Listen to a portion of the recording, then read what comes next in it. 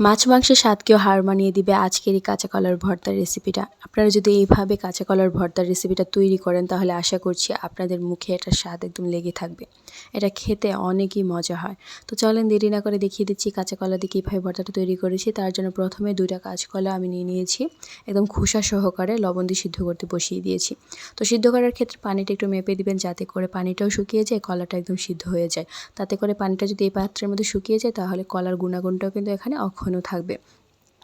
তো পানিটা কিন্তু অনেকটা আমি শুকিয়ে নিয়েছি। তারপরে আবারও আমি হাই হিটে একদম জাল করে পানিটাকে আরও শুকিয়ে নিব। তো দেখতেই পাচ্ছেন পানিটা শুকিয়ে নিয়েছি। তো কলাটাকে হালকা একটু ঠান্ডা করে ব্লেন্ডারের একটা জারে দিয়ে ব্লেন্ড করে নিব। আপনারা চাইলে শিলপাটার মধ্যেও বেটে নিতে পারেন। তো তারপরে আমি একটা চুলার মধ্যে প্যান বসিয়ে তেল গরম করে 1/2 চামচের মতো দিয়ে দিলাম পাঁচফোড়ন। পাঁচফোড়নটাকে হালকা একটু ভেজে নিব, বেশি ভাজলে কিন্তু পাঁচফোড়নটা তেতো হয়ে যেতে পারে। তো হালকা একটু ভেজে নিব, ভেজে নেওয়ার পর আমি এখানে পেঁয়াজ কুচি দিয়ে দিচ্ছি। তো পেঁয়াজটাকে আমি 2-3 মিনিট একটু ভেজে নিব। তো আপনারা খেয়াল করে দেখবেন যে কাঁচা কলার খোসা সহকারে কিন্তু আমি নিয়েছি, তাতে করে কিন্তু টেস্টটাও কিন্তু খুব ভালো আসে। তো পেঁয়াজটাকে 2-3 মিনিট ভেজে নেওয়ার পর আমি এখানে রসুন কুচি এবং কাঁচামরিচ কুচি দিয়ে দিয়েছি। তো এগুলোকে আবার 2-3 মিনিট একটু ভেজে নিব।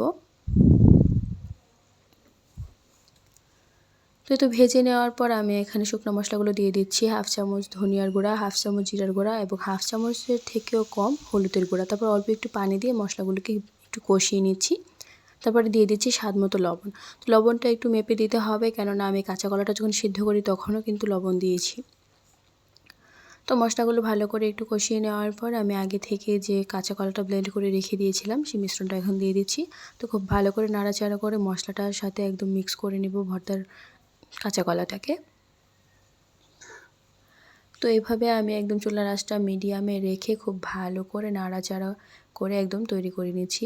তো একটু ভালো করে নাড়াচাড়া করে নিতে হবে, একটু টেনে, যাতে করে এটার যে এক্সট্রা পানিটা আছে সেটাও যেন একদম টেনে যায়। তো এই তো দেখতেই পাচ্ছেন এক পর্যায়ে কিন্তু ভর্তাটা একদমই তৈরি হয়ে গিয়েছে, একদম লাগা লাগা হয়ে গেছে, একদম এক্সট্রা যে পানিটা ছিল সেটাও কিন্তু নেই। তো এখন আমি একটা সার্ভ করে নিব। তো দেখতেই পেলেন এই ভর্তাটা কিন্তু তৈরি করা একদমই সহজ এবং অল্প উপকরণে কিন্তু খেতে ভীষণই মজা লাগে।